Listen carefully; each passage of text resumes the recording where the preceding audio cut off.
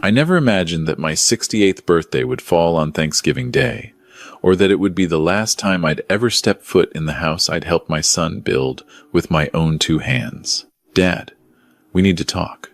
Brian stood in the doorway of the guest room where I'd been staying for the past 18 months, since the accident that took my wife Claire. His wife Jessica hovered behind him, arms crossed, that pinched expression on her face I'd come to know so well. I looked up from the photo album I'd been flipping through.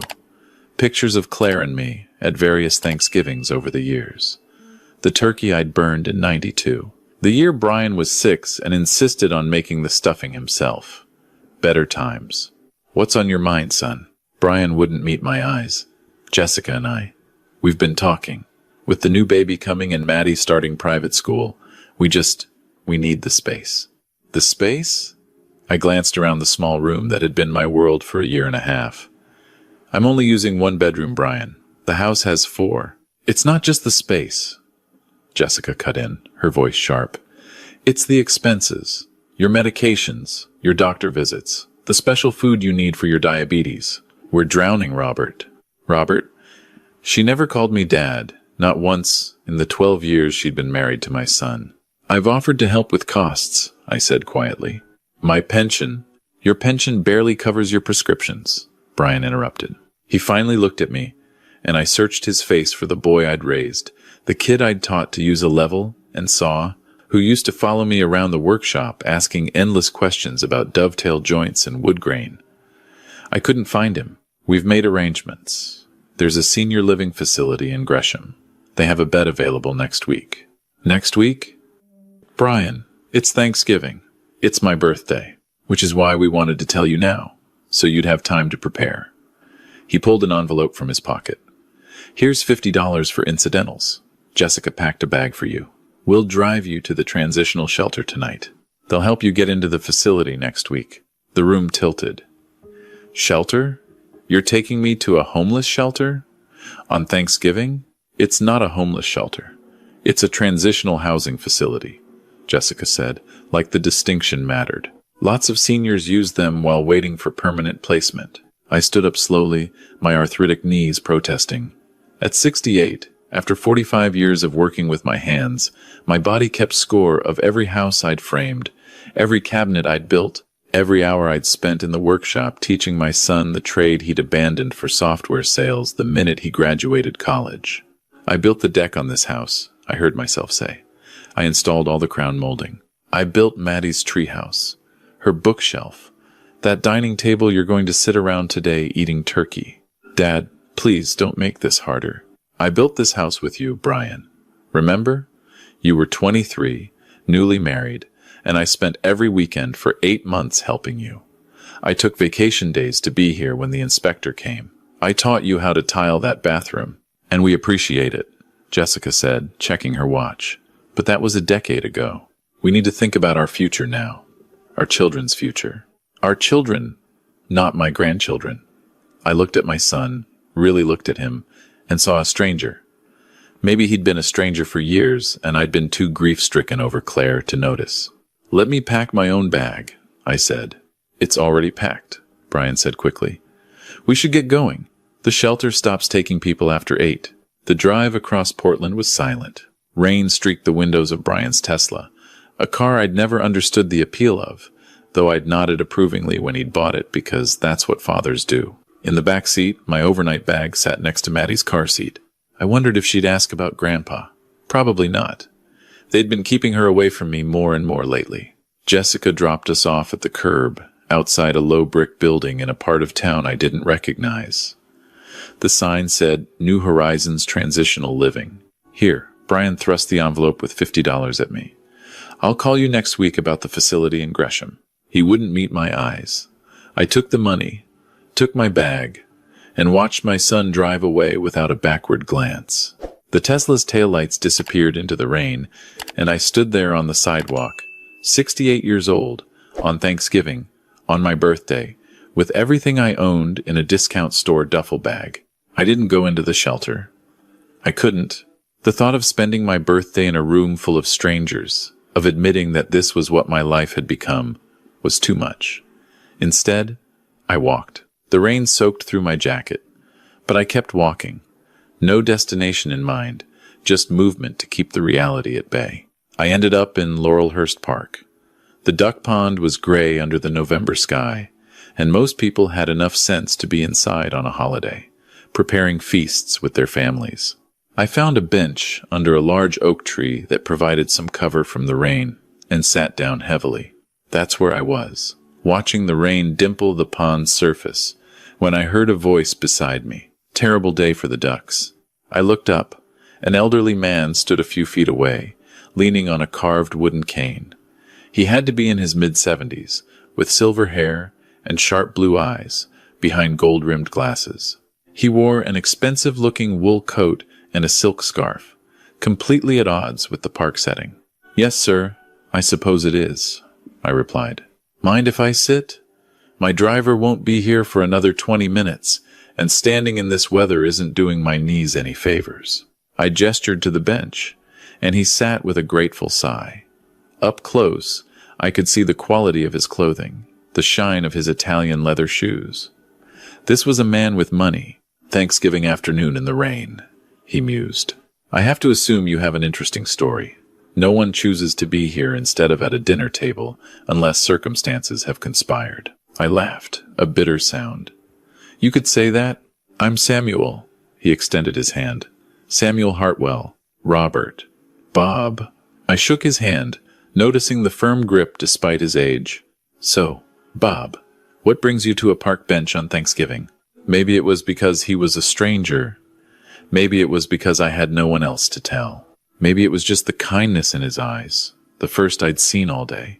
But I told him about Claire's death, about living with Brian, about being driven to a shelter on my birthday because I was too expensive to keep around. Samuel listened without interrupting, and when I finished, he was quiet for a long moment.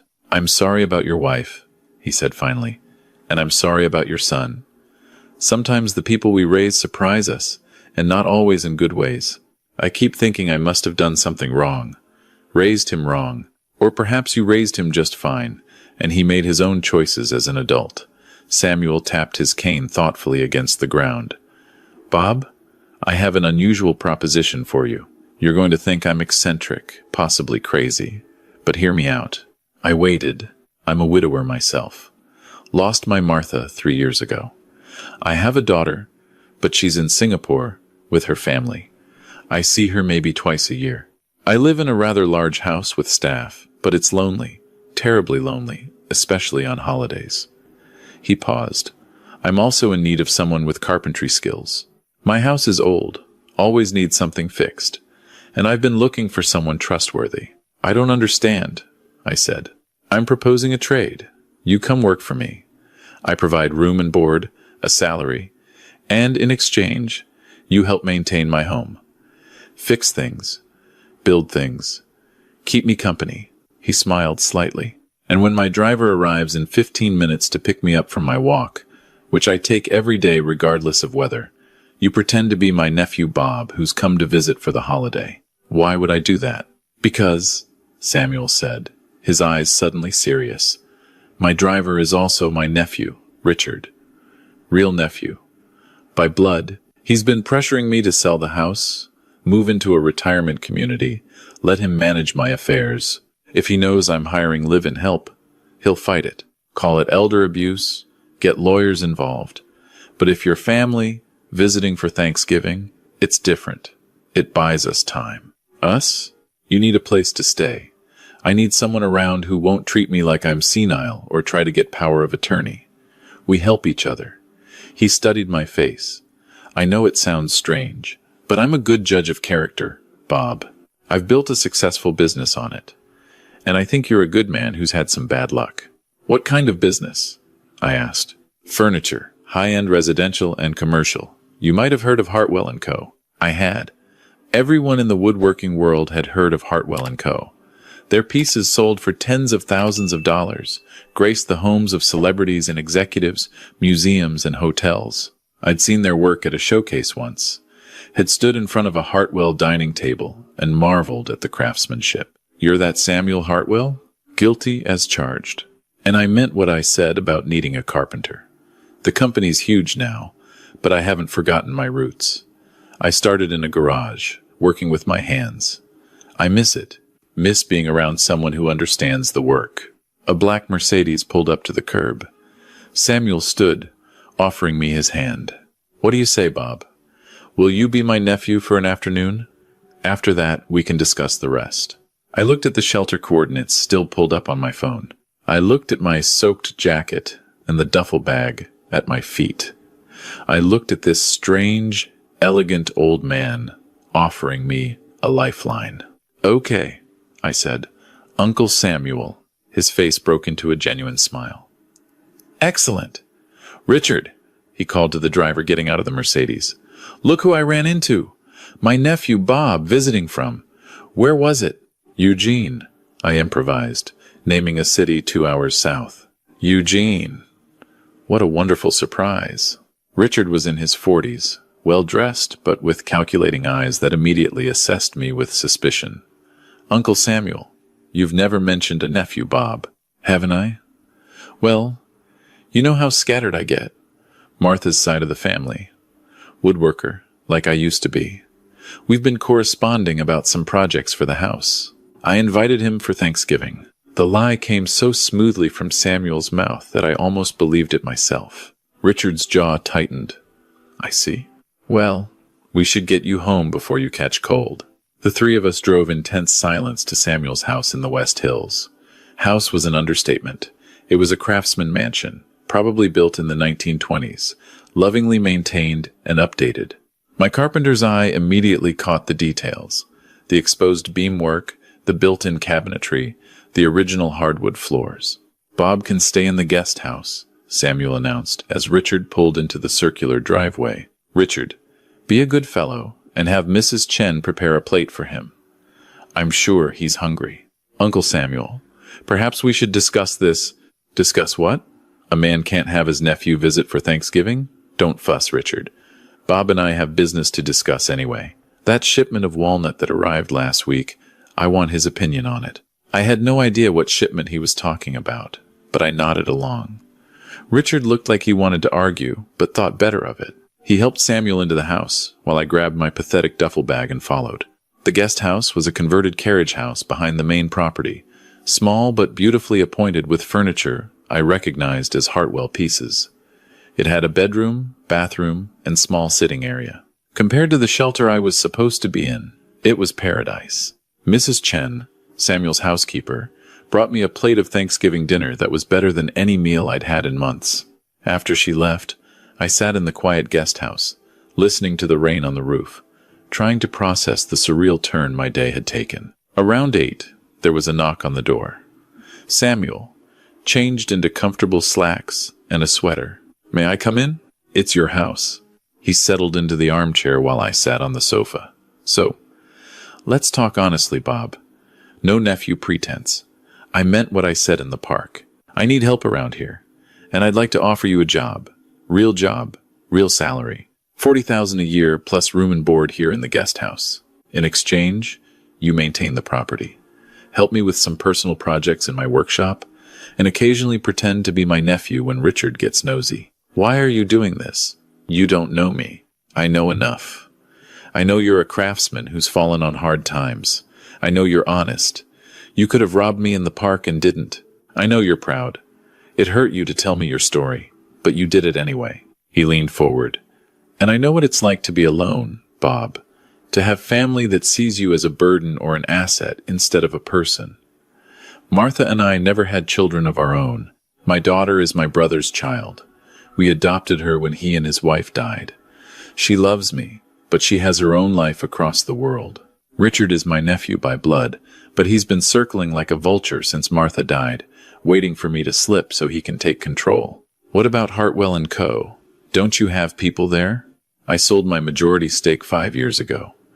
Kept a seat on the board, but I'm not involved in day-to-day operations. The company's successful, but it's not mine anymore. Not really. I have money, Bob. More than I need. What I don't have is purpose. Or companionship. He met my eyes. I think we can help each other. What do you say? I thought about Brian's face when he handed me that envelope. I thought about Jessica's pinched expression. I thought about the shelter I was supposed to be in. I say, when do I start? How about tomorrow?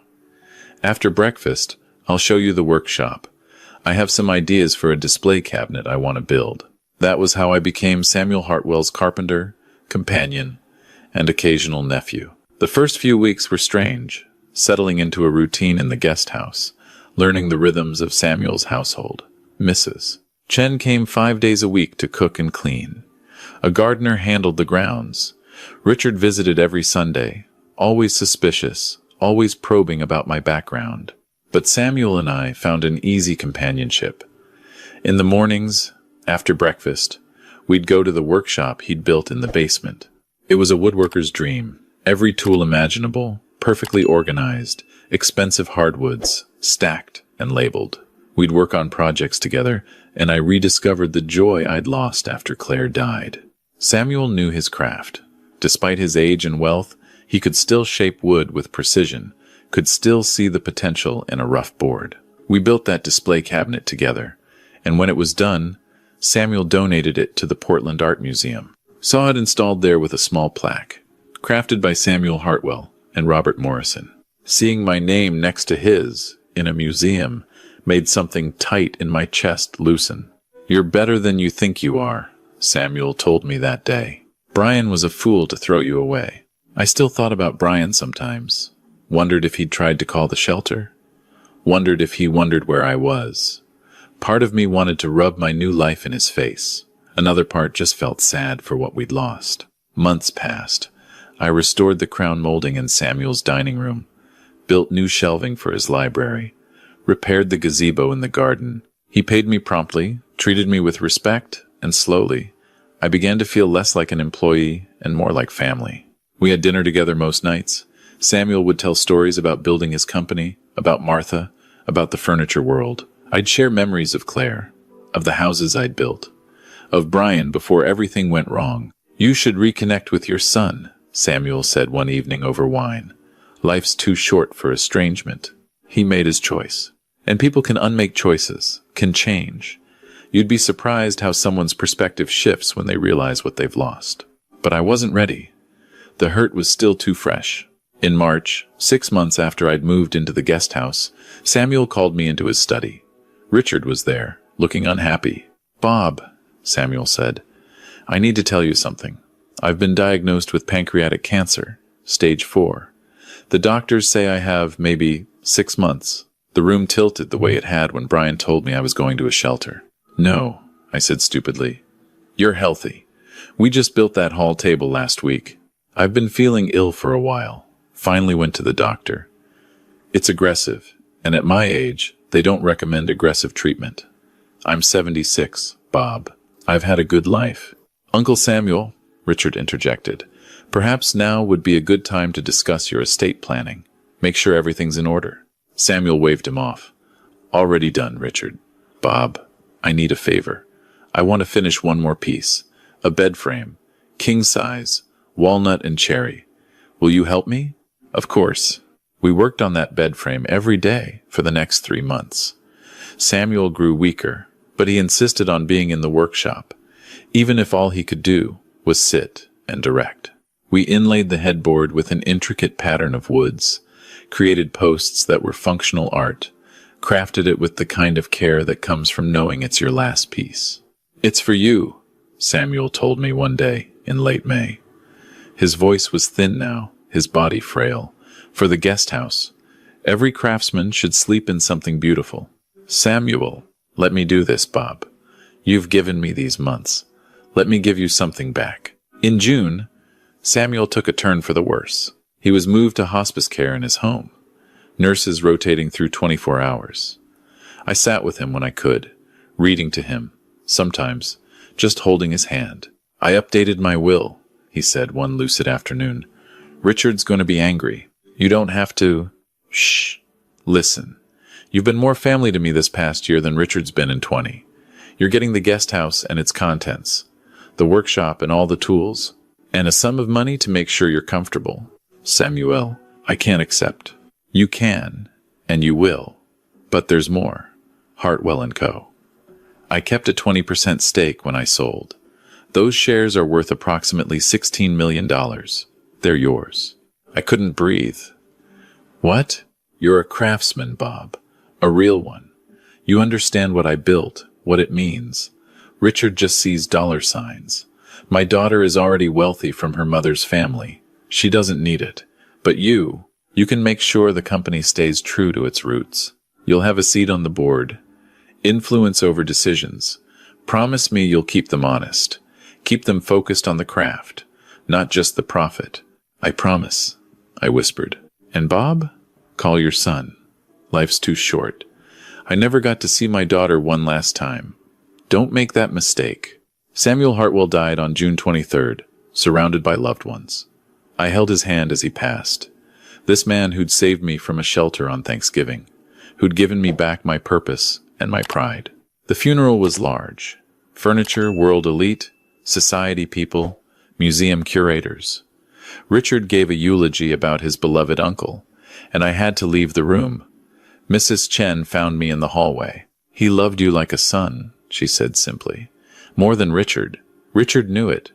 That's why he resents you. The will reading was scheduled for a week later. Samuel's attorney, a sharp woman named Patricia Zhou, called me the day before.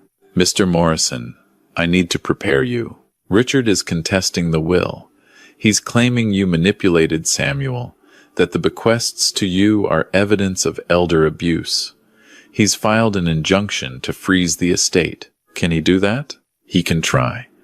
But Samuel was very thorough. We have documentation of his mental competence, signed statements from his doctors, video testimony explaining his wishes.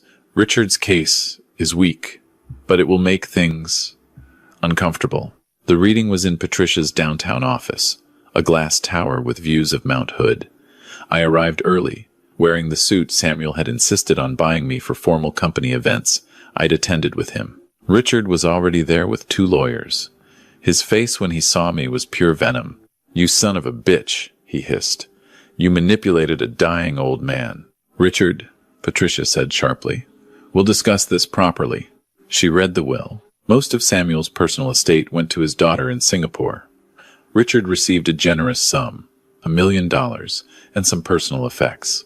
Several charities were named. Then she got to me. To Robert Morrison, who has been more of a companion to me in my final year than anyone had a right to expect, I leave the following. She listed it all. The guest house, the workshop, $200,000 in cash, and the shares of Hartwell & Co. Richard exploded. This is insane. He knew my uncle for less than a year. This is textbook undue influence. Mr. Hartwell, Patricia said calmly, was evaluated by 3 independent physicians in the month before his death. All confirmed his mental competence. He also left video testimony. Would you like to watch it? She played the video. Samuel, thin and weak but clear-eyed, sitting in his study. If you're watching this, I'm gone. Richard, I know you're angry, but Bob didn't manipulate me. He gave me friendship when I was lonely. He reminded me why I loved my work. He asked for nothing and gave everything. The money I'm leaving him is a fraction of what he gave me. Bob, don't let Richard bully you. You earned this. Use those shares to keep Hartwell & Co. honest. Make beautiful things. Live well. And please, call your son. Tell him I said grudges are heavy to carry. The video ended. Richard was red-faced, furious. I'm fighting this. I'll tie this up in courts for years. You can try, Patricia said, but you'll lose, and it will cost you considerably in legal fees. Samuel knew you'd react this way. That's why he was so thorough. Richard stormed out with his lawyers.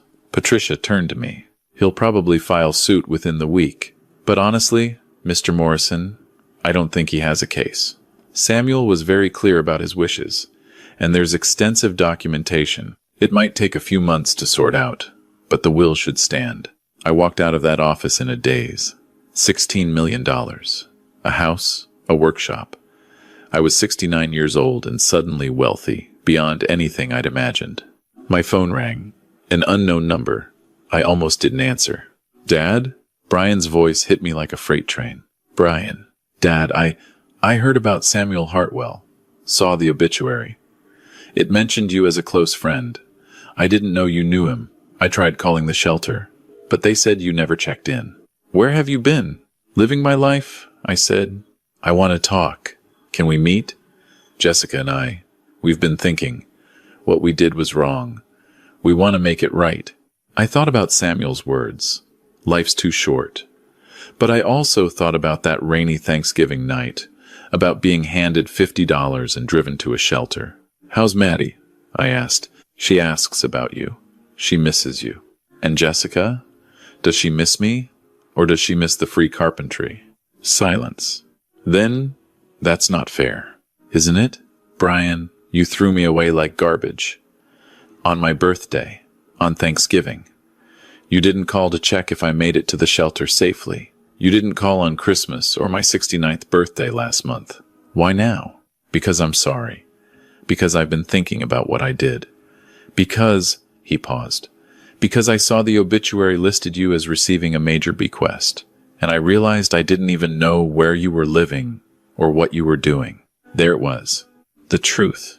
So this is about money. No, Dad, I swear it's not about that. I mean, yes, I saw it, but that's not why I'm calling. I've been wanting to call for months. I just didn't know how. I don't believe you, Brian. Dad, please. Just meet with me. Let me apologize properly. Let me introduce you to the new baby. His name is Robert, Dad. We named him after you. That hurt worse than anything. They'd named a child after me while I was living in Samuel's guest house, and they'd never bothered to tell me. I'll think about it, I said, and hung up. I thought about it for 3 days. Then I called him back. Okay, we can meet, but not at your house. Neutral ground. We met at a coffee shop in Selwood. Brian brought the baby, but not Jessica or Maddie. He looked older than I remembered, tired around the eyes. Dad, he started. I'm so sorry.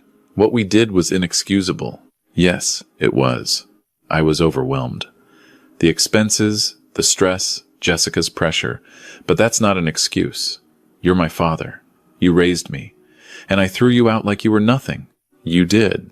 Can you forgive me? I looked at my son, at my grandson, sleeping in his carrier, and felt the weight of Samuel's words. Life's too short. I can try, I said. But Brian, things are different now.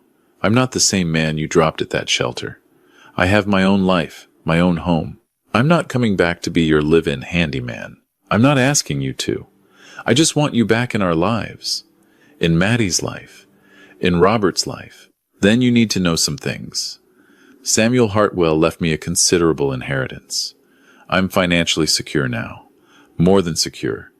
And that doesn't change anything between us. You don't get to use me, or my connections, or anything else. If we rebuild this relationship, it's because you actually want a father, not a resource.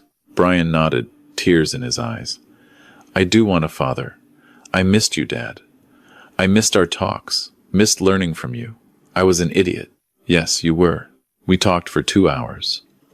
It wasn't a fix. You can't repair a broken relationship in an afternoon. But it was a start. Over the next months, I saw Brian regularly. Slowly, carefully, we rebuilt trust. I met little Robert, reconnected with Maddie. Even Jessica apologized, though I could see it pained her. I didn't care. Some things are hard to forgive. Richard's lawsuit was dismissed in August. The shares transferred to my name, along with everything else. I joined the board of Hartwell & Co., and to everyone's surprise, I actually contributed. I knew the craft, understood the market, cared about the quality. The other board members respected me. I kept the guest house, made it truly mine. The bed Samuel and I built together held pride of place. I kept working with wood, building pieces for myself, for friends, occasionally for charity. I didn't need the money, but I needed the work. On Thanksgiving, a year after Samuel found me in that park, I hosted dinner at my house. Brian and his family came. Mrs. Chen came, and Patricia Zhou, and a few other friends I'd made. We toasted Samuel's memory and the strange twists of fate that bring people together. I'm grateful, Brian said during the toast, that Dad's still here, that I got a second chance to be a better son. I'm grateful, I added, for the family we choose and the family we're given. Sometimes they're the same thing, and sometimes we have to learn to tell the difference. Later, after everyone left, I stood in my workshop, running my hand over the tools Samuel had left me. On the wall hung a photo of the two of us, taken 3 weeks before he died, standing beside the bed frame. Both of us smiling, sawdust in our hair, proud of what we'd made together. My phone buzzed. A message from Brian. "Happy birthday, Dad. I love you. I'm sorry I forgot last year. I'll never forget again." I smiled and typed back, "I love you too, son. Not everything broken can be fixed. Not every relationship can be saved. But sometimes, when strangers show you kindness, when second chances appear on park benches in the rain, when you're given the gift of time to figure out what really matters, sometimes that's enough." I was 69 years old. I had a family that was learning to value me, work that fulfilled me, and the legacy of a man who'd seen worth in me when I couldn't see it in myself. Samuel had been right about everything. Life was too short for grudges, and the family you choose can be just as real as the family you're born into. Sometimes, I think, it's even more real.